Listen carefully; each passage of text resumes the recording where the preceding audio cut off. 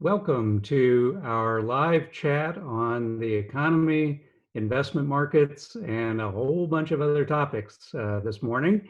I'm Dennis Stearns. I'm joined by PJ Williams, SFG's Co-Chief Investment Officer and Global Strategist, and Courtney Kidwell, who is a member of our financial planning team. And so we are tackling a slew of frequently asked questions from our clients and allied professionals, CPAs and attorneys, that have happened in the last week. So let's get right into it. So this particular slide shows national credit and debit card spending trends. We shared some versions of this in our prior written chats in the last couple of weeks. And this update is pretty interesting. And what it shows is that the total amount of spending, which is that sort of brownish tan line, total amount of spending is actually not that far off where we were pre-COVID levels. And the recovery has been remarkable. And we talked about this in some of our prior chats that one thing about America, when the going gets tough, the tough go spending.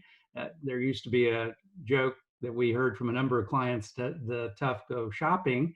And so perhaps that's the better thing. They may be shopping more online, however, and that's that bottom blue line.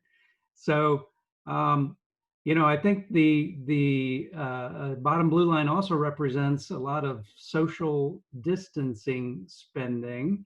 And so the reality of all that is that while we may not certainly be back to normal, we are trending towards more normal when it comes to the spending side of the equation. Now, as we've talked about in recent chats, spending on what? Spending on toilet paper, maybe more. Spending on travel on cruise ships, a lot less. So the spending patterns have definitely changed. Next slide. So this particular slide shows some of the recent trends in daily infections. And most of you have probably been reading about there are a number of states where infections are trending up. Some of them look a little more like a W pattern. Some of them look like just a small W, maybe a lopsided W, where infections are trending up, but not in a dramatic way. And this particular area is one trend that is attributed to the big stock market sell-off yesterday, that a number of investors, big investors and retail investors simply said, uh-oh, we got something going on here, and created a sell-off. Now, as we've talked about in recent chats, there's a lot of factors that go into a sell-off, and computer trading has not disappeared from the scene here either. So going to the next slide.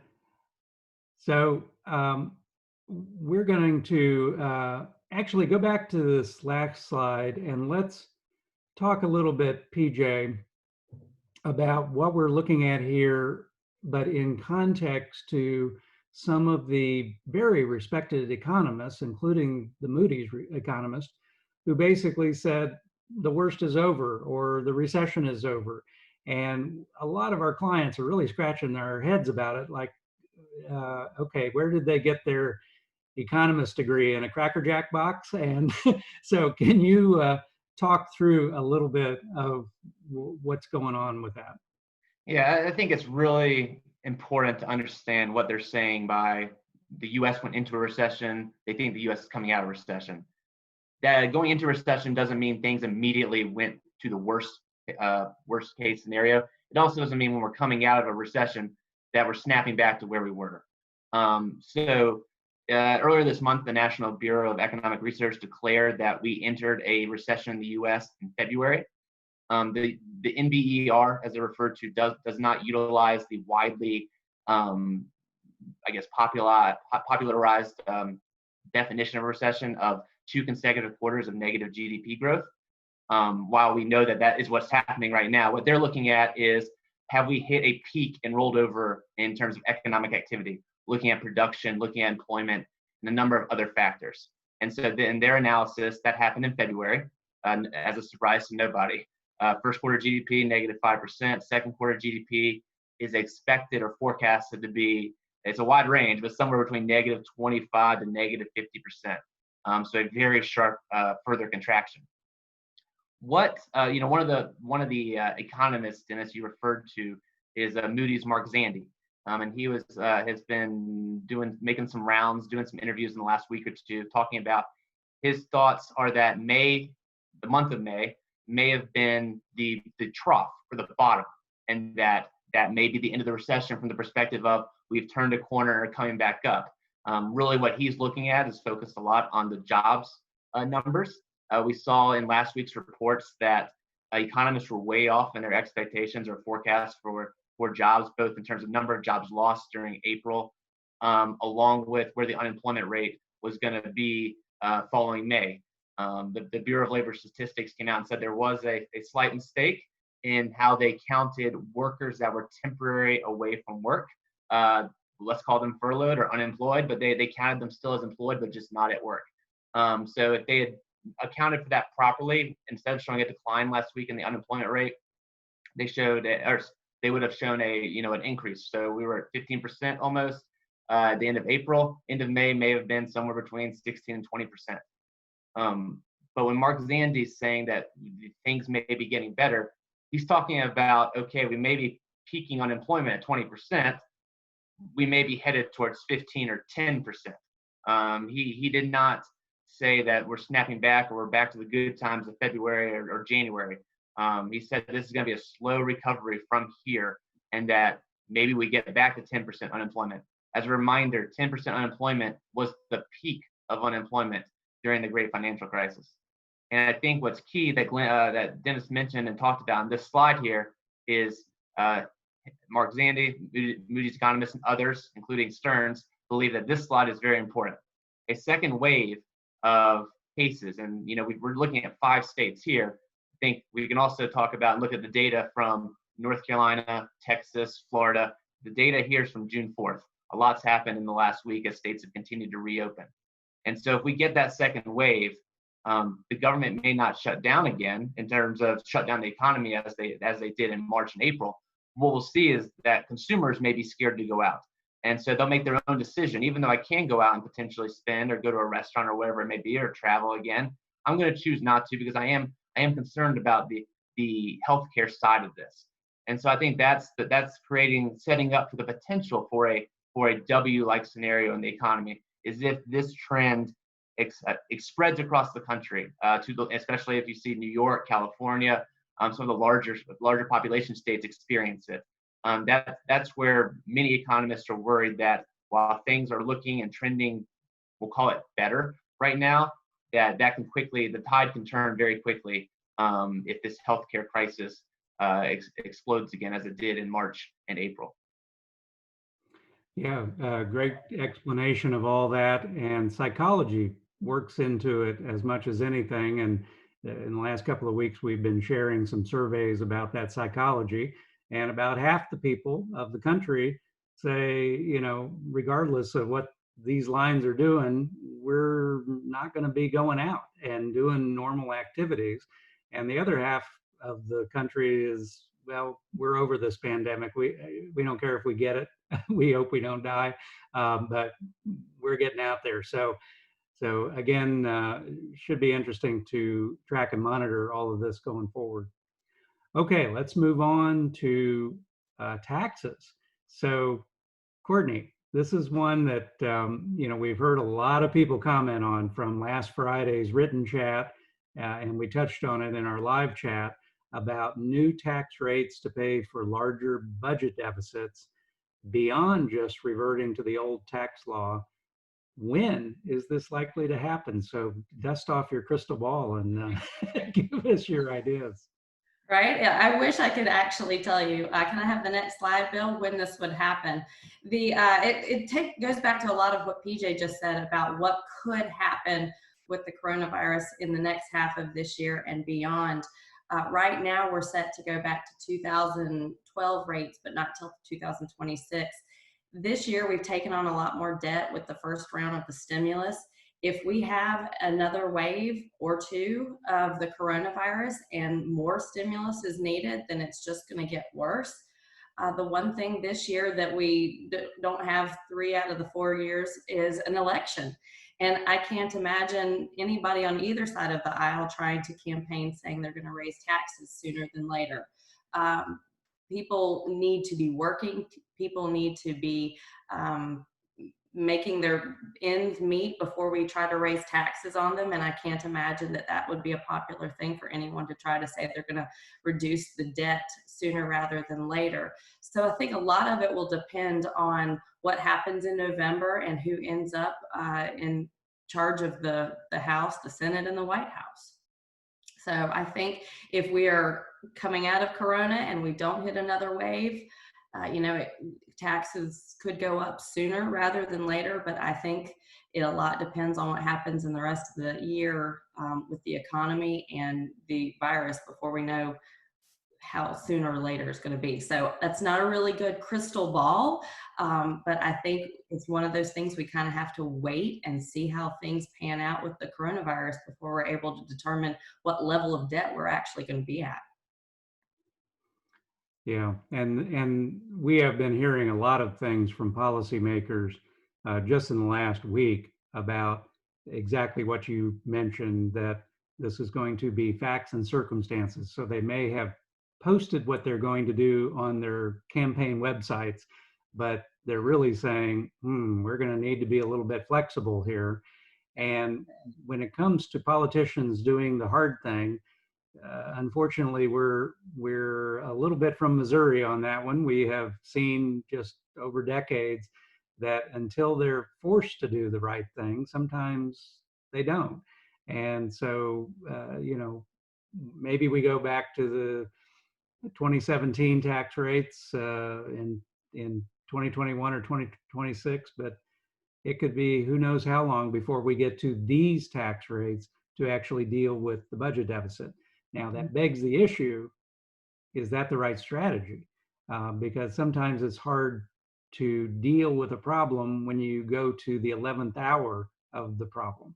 So I am guessing, and I'm sure it's more than a guess, that we're going to be talking about this issue a lot in the coming years. And when are things going to happen? And when will some of the rising budget deficits start crowding out other expenses? That really is one of the other keys to this. And it doesn't appear to be short term that would happen. Maybe it's more like a 5-year out situation. But again, I think we're gonna be talking a lot about this one. Mm-hmm. So Bill, let's go to the next one. So sounds like spending and saving remains very important in future financial independence. True. And so one of the questions we've been getting is, how do we know what the right spending rate is relative to saving? So Courtney, you want to tackle that one? Sure.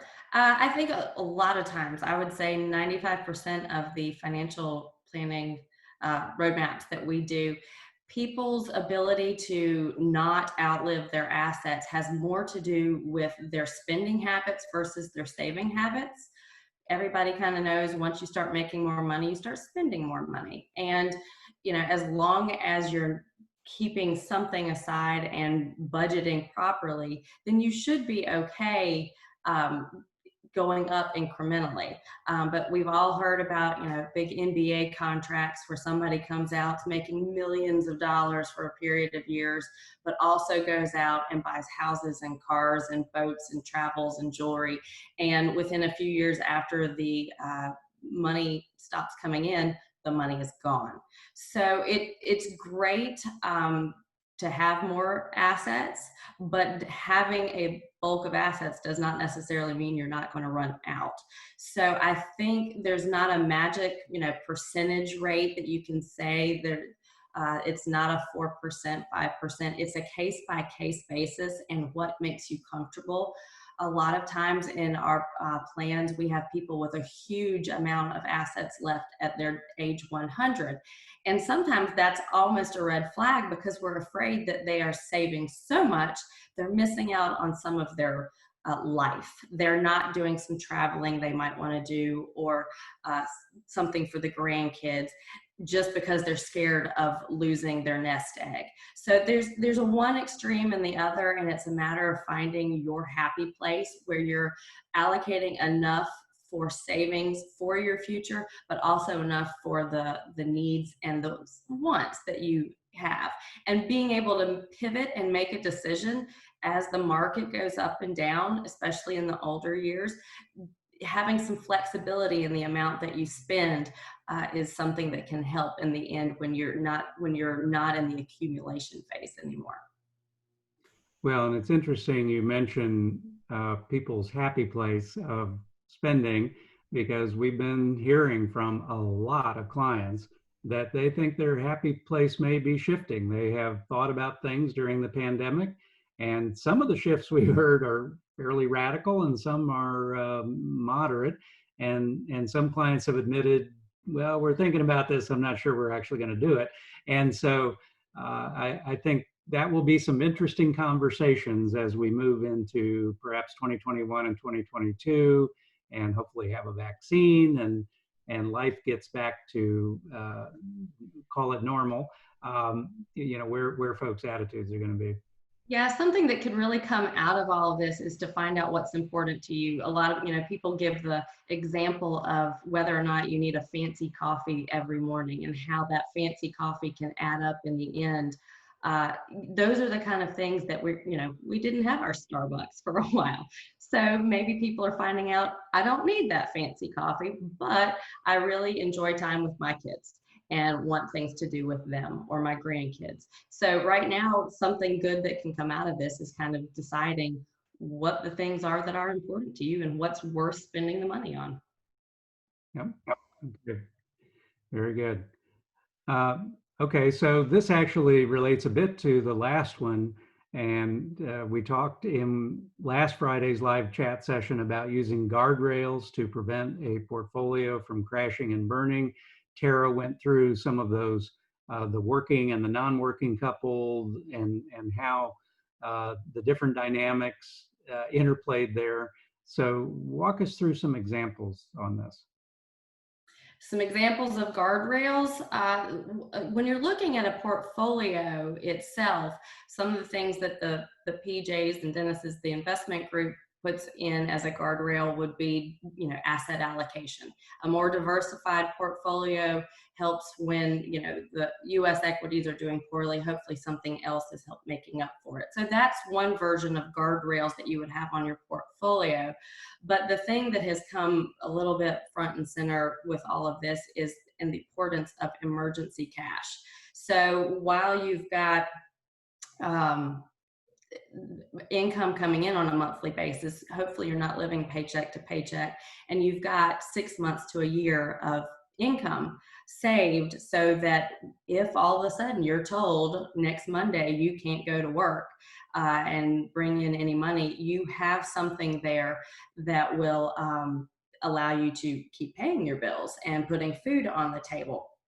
So when you're looking at your portfolio later in life, the old playbook would have said that you're going to have, 60% equities, 40% bonds, and those bonds are going to pay income to you that can be supplemental to your Social Security and any pensions that you might have.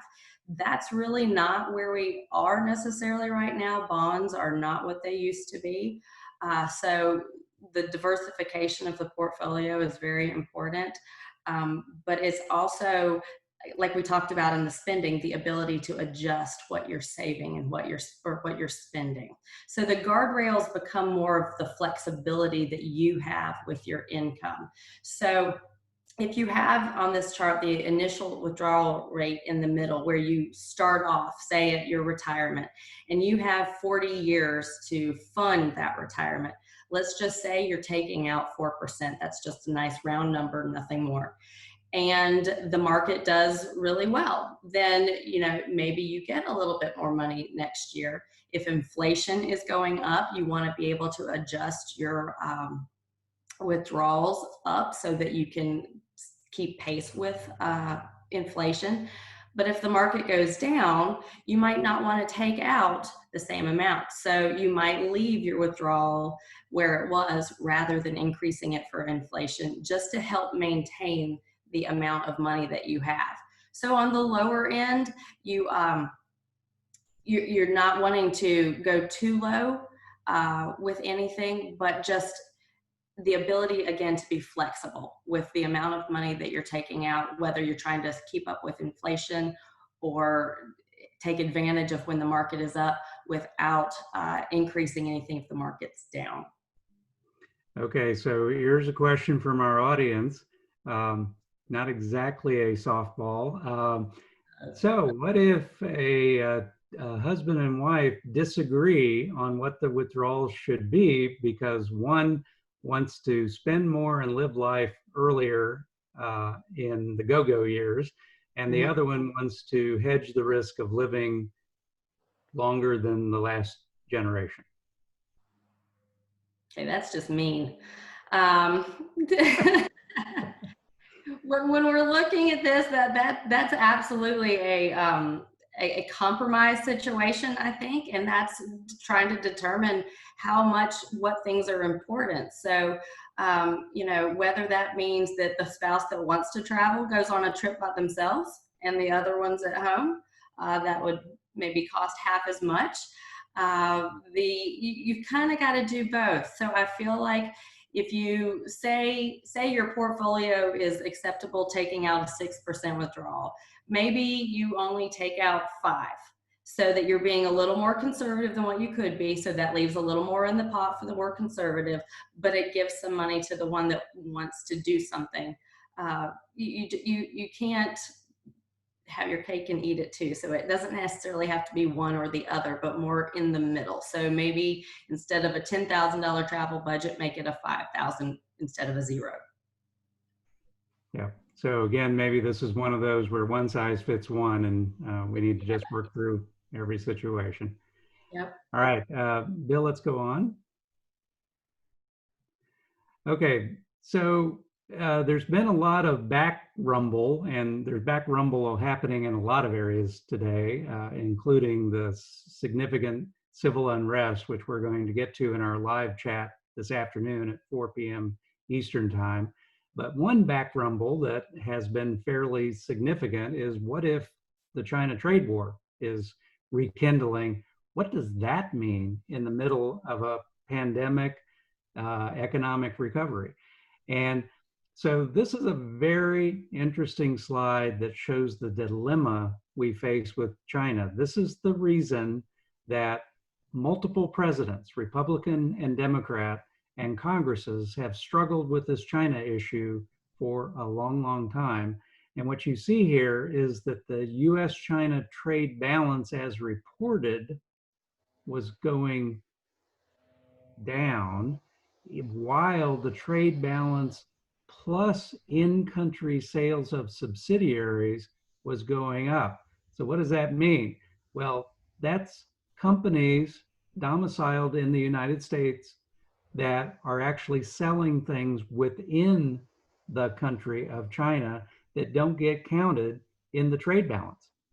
And so that's where a number of folks expressed some raised eyebrows when we reported a couple of weeks ago that one of the Fortune surveys said that 70% of CEOs said they had no intention of moving operations out of China. And people said, really? It seems like supply chains need different work. And so just because you're not moving something out of China doesn't mean you're not working on diversification of your supply chain. And it also points out the fact that there's way more going on here than you might read in some of the headlines in newspapers. So again, this is going to be one that's going to be interesting to see how it plays out. Possibly will also depend on who wins the November elections, how it plays out in 2021. Next slide. So, PJ, you want to get into the whole, are we going away from globalization? And if so, is it a temporary phenomenon? Yeah, so what we're looking at here is well over a century's worth of data going back to the mid 19th century of an analysis that BCA has done utilizing whatever data they've been able to cobble together to do estimates of the data back, when you're thinking pre 1950, pre 1940, they're doing what they can. But it's not surprising before a lot of technology was invented, a lot before airplanes and faster cargo ships, that there wasn't as much globalization, thinking how spread out the world is. But what they're seeing, obviously, during the 20th century was a sharp rise in globalization. How they're evaluating globalization here is looking at percentage of imports relative to a country's population. And it's really a GDP weighted by population. So it's trying to normalize that so that larger countries don't skew things. But when you look at it that way, and I don't think any of us are surprised knowing how the U.S. and our consumption relationships with large trading partners like China, that we do have been increasing our imports over the last few decades, and you can see that sharp rise really coming starting after World War II. We have seen it turn over here in the last, let's call it 5 to 10 years. So I think the question that Dennis is referring to is, have we seen a peak? And a lot of activity going on within the U.S. and within other countries, whether that be Europe and the European Union, the U.K., and then China and Russia being the other side of this equation. There have been measures taken by many of these countries to try to, I would say, protect their businesses, potentially at the expense of the other countries. That's not surprising, given the geopolitical climate we're in right now. But the question will be, going forward from here, do we continue to see a pullback from globalization? Again, the onshoring as much as you can of your global supply chains. But what Dennis referenced on the previous page, I think, is very important to understand. Many of the US's and other countries' multinational corporations not only export to other countries, but they have physical locations in those countries creating products that are sold within those countries. And so, again, the trade war is not on tariffs alone. There's lots of other things going on that are affected when you start to get into disagreements with countries on how trade is going to work. Well, trade's not the only thing that's affecting the relationship between goods produced by one country's companies and consumed by another's. It's a multi-level equation that needs to be worked through. And so you need to understand the second derivative effects of, okay, tariffs on China do what to U.S. corporations that may have subsidiaries sitting in China. So it is a complicated puzzle that is one that is not going away anytime soon. I think that it actually will be more and more focused upon because of the coronavirus pandemic. And so, again, the next decade, you could see changes in how countries interact with each other on the trade front. And that spills through to many other things in each country's currency strengths of relative countries, along with the cost of goods, the cost, how much do products cost. So there's going to be changes that we see as a result of this pandemic as countries look to protect themselves.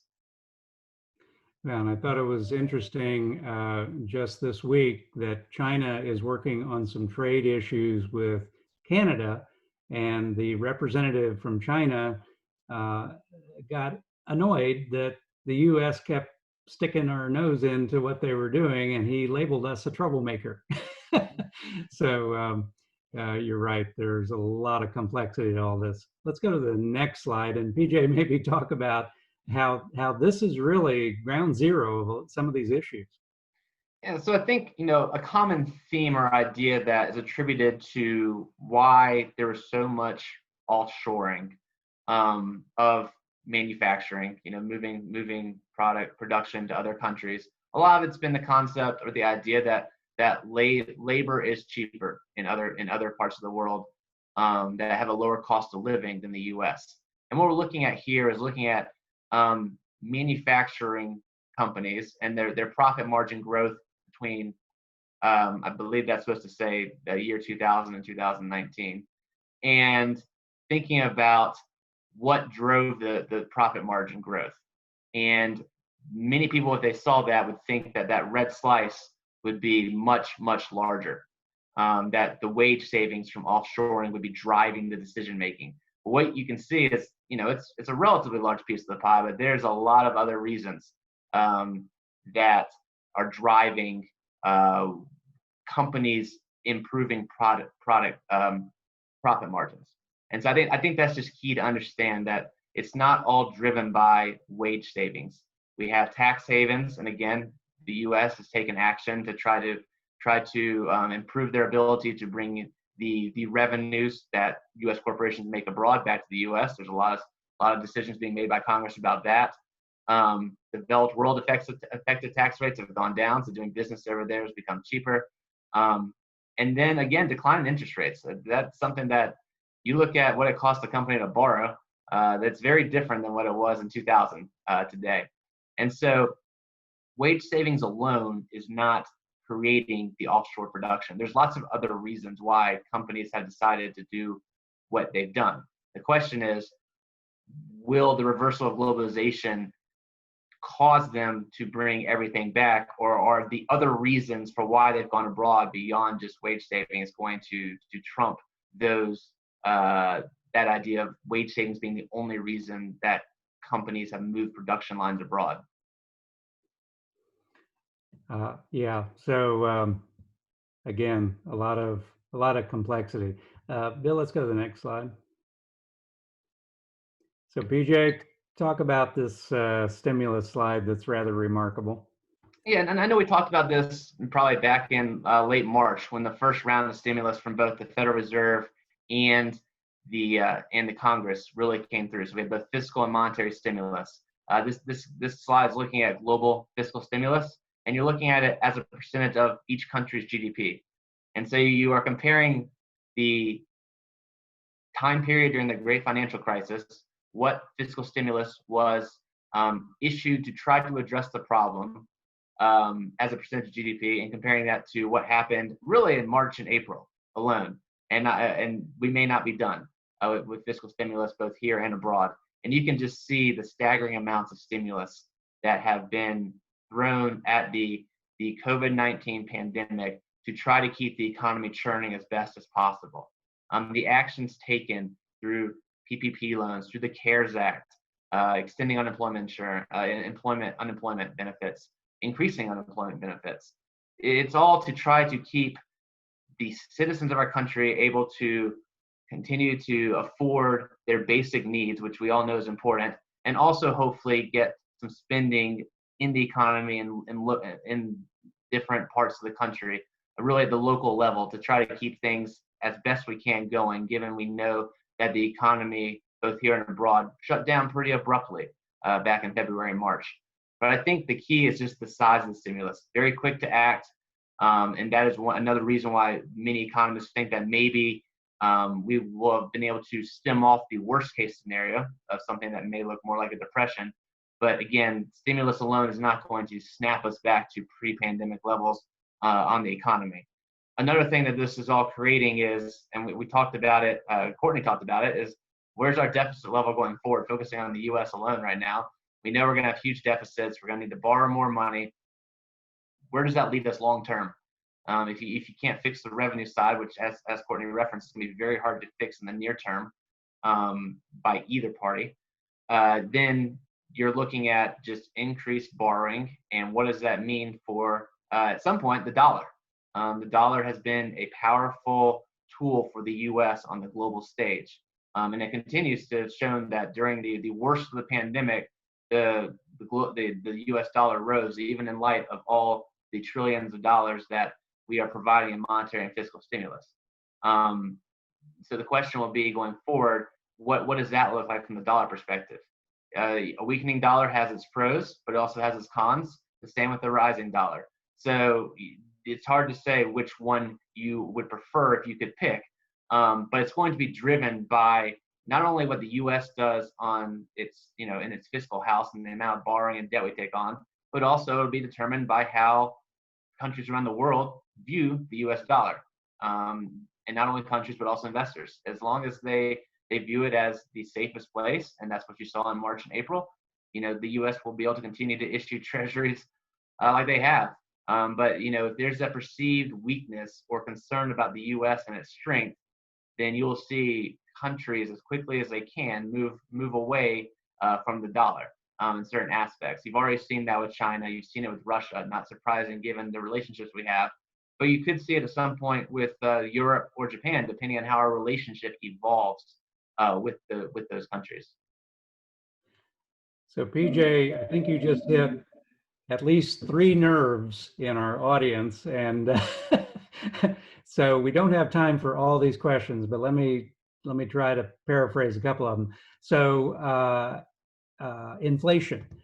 Do we still believe that all this stimulus is not going to create hyperinflation?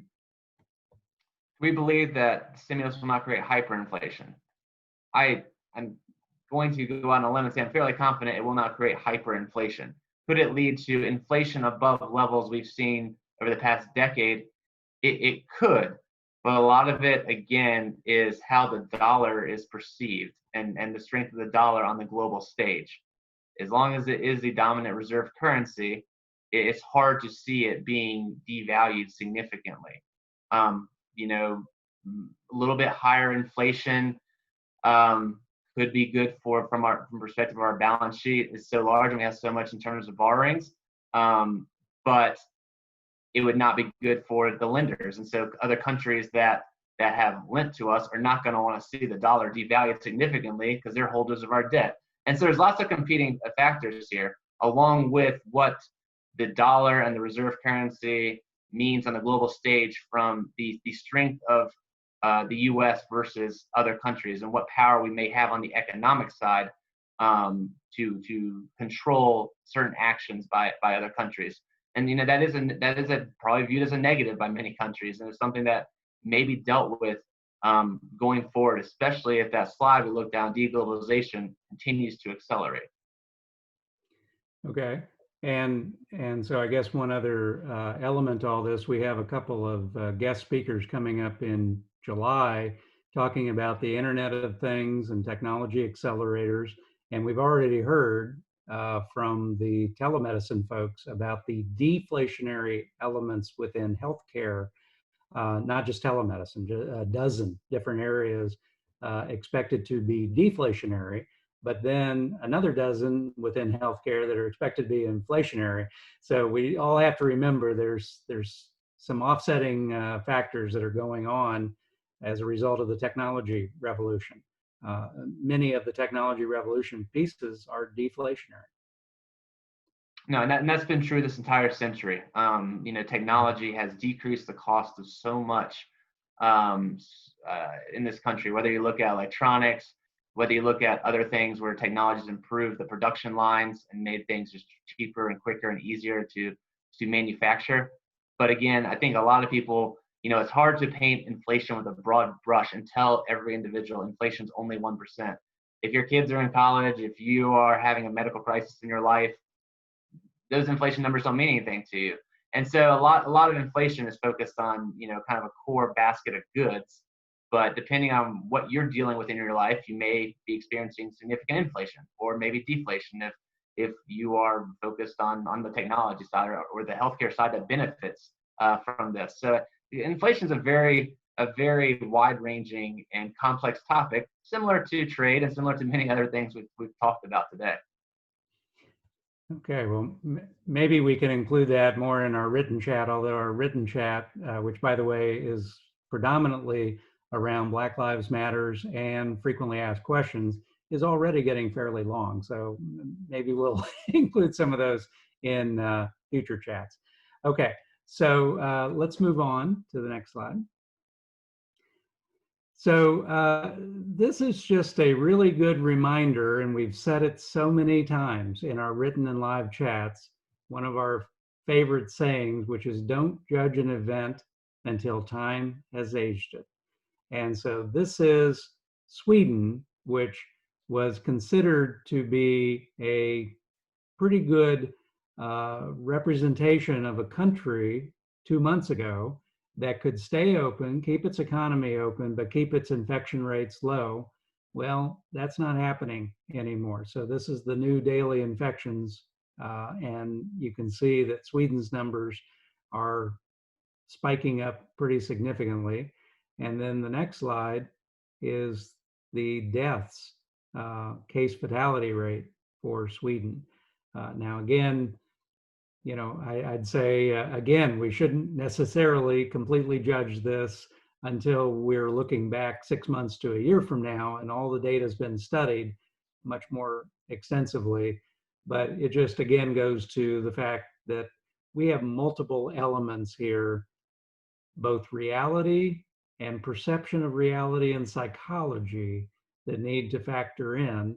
And so we actually have a client living in Sweden, and they talked to us recently about these psychology issues and how many of the Swedes are saying, yeah, gosh, I don't really want to go out much anymore because it appears that we have an issue here.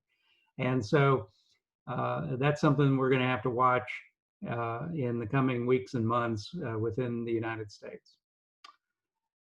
All right. Well, we have covered a lot of ground today. Any final comments, PJ or Courtney? No, I mean, I think that those last two slides are important in terms of, you know, where we go from here in the U.S. We know it's going to be really hard to do the same type of shutdown right now. The current environment we're seeing in terms of spikes is following the whack-a-mole scenario that I know Dennis described a bunch of times. We're seeing some flare-ups, and we hope that doesn't become more widespread. If we see more March and April trends re-emerge, there would definitely be concerns on definitely the healthcare side first and foremost, but followed right thereafter by the economic side. Yeah, one of our clients actually sent a cute little drawing that they did of whack-a-moles that look like elephants and 1 million of them, and that's not what we want to see. Okay, Courtney, any last comments? Yeah, I was just going to say this is kind of, you know, making some lemonade out of the lemons we've been given with the coronavirus. We've got so many unknowns when it comes to the taxes and, you know, the virus itself, that it's just good time to just kind of sit down and think about what's important to you. It's something that when we do plans, we ask people to think about as they're giving us the information and trying to determine what they're trying to get out of the plan.